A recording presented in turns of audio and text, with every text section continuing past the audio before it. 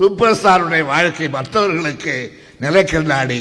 அந்த நிலைக்கண்ணாடியை பார்த்து மற்றவர்கள் தங்களை திருத்திக் கொள்ள வேண்டும். அப்படி திருத்திக் கொண்டால்தான் வாழ்க்கையிலே முன்னேற முடியும். அவர் இன்றைக்கு எந்த இடத்துக்கு வந்திருக்கிறார்? நம்முடைய கவி பேரரசு வைரமுத்துவர்கள் பேசும்போது கூட சொன்னார், ஆகாயத்தை தாண்டி நட்சத்திரங்களின் பக்கம் போய் கொண்டிருக்கிறார் என்று சொன்னார். அது அந்த கவிதை வேகத்திலே அவசரத்திலே சொன்னது. நட்சத்திரங்களை எல்லாம் பார்த்து முடித்தாகிவிட்டது. இனிமேல் போய் நட்சத்திரங்களை பார்க்க வேண்டிய அவசியம் இல்லை.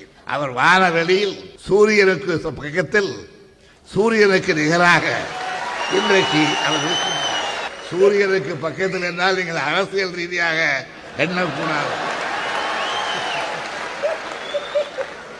அவர்கள் இத்தகைய உயர்வுக்கு, இத்தகைய பெருமைக்கு, புகழுக்கு இன்றைக்கு உரிவாக இருக்கிறார்.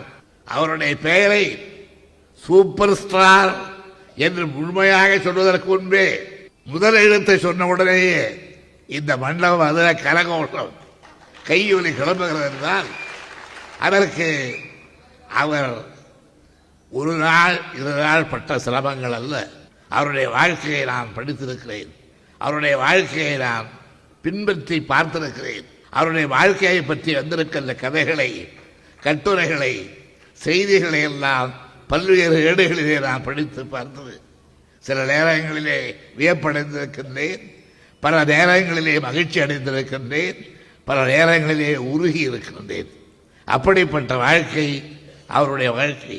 அந்த வாழ்க்கை படிகளில் அவர் ஒருவரை தவிர அந்த படிகளில் வழிக்கு விடாமல் வேறு யாரும் ஏறி இந்த உச்சாணி கொப்பிற்கு வந்திருக்க முடியாது.